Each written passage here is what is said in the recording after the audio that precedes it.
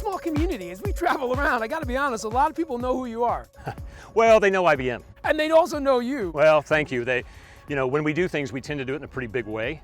And I get to be associated with that, and the designers that we've hired, a fantastic group of people, so it's a privilege to be associated with it. So doing things in a big way, why are you involved with America by Design?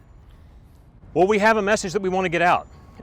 We're going to be talking specifically about our work in racial equity in design, and this is a great platform. It's giving that message great exposure.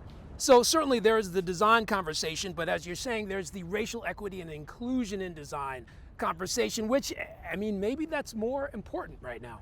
Absolutely. The systems of the world are getting more complex every day. The interdependencies between problems are more prevalent than ever before. And so we need more diverse inputs and understandings of these problems in order to more probably solve them correctly.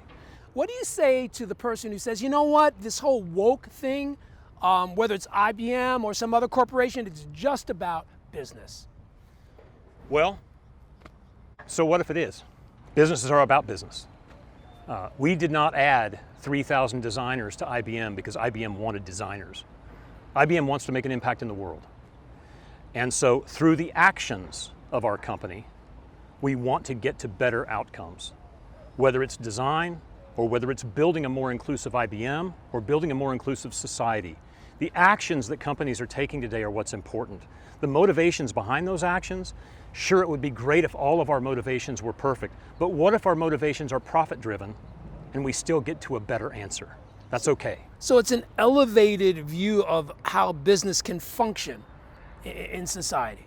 How business has to function in society. Has to function. Because society is representative of a certain ethos. Mm-hmm.